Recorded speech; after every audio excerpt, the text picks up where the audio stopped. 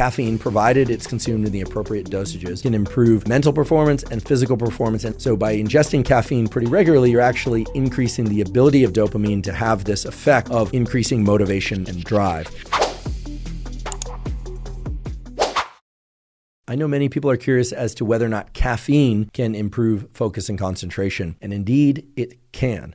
There is an immense amount of data supporting the idea that caffeine, provided it's consumed in the appropriate dosages, can improve mental performance and physical performance, and it largely does that through improvements in focus and concentration. The dosage of caffeine, of course, is going to depend on how caffeine adapted you are, how much caffeine tolerance you have. And that is going to vary tremendously depending on whether or not you ingest that caffeine with or without food, as I mentioned earlier. But there is a kind of general range in which we can talk about caffeine as being useful for focus and concentration. And the range is basically from 100 milligrams to 400 milligrams. I want to caution everybody out there, if you're somebody who suffers from anxiety or panic attacks and you're not used to ingesting caffeine and you run out and ingest 400 milligrams of caffeine in the form of espresso or yerba mate or an energy drink or in pill form, that is going to be very uncomfortable for you. You're going to be sweating profusely. Your heart rate is going to increase. You're going to be quite panicked, in fact, or at least anxious. So be cautious with your use and adopting of caffeine if you're not already caffeine adapted. But most people do quite well to ingest 100 to 200 milligrams of caffeine prior to doing some focused work. And again, I recommend delaying your caffeine intake to 90 to 120 minutes after waking, unless you are using that caffeine to really jolt your system before a workout. Caffeine can, of course, be ingested in various forms, even pill form, but most people ingest it in the form of coffee. Also have other additional benefits. In particular, the caffeine in yerba mate and coffee and other sources of caffeine are known to increase the density and efficacy, that is, the number and the function of dopamine receptors. And this has been shown in humans several times. So by ingesting caffeine pretty regularly, you're actually increasing the ability of dopamine to have this effect of increasing motivation and drive.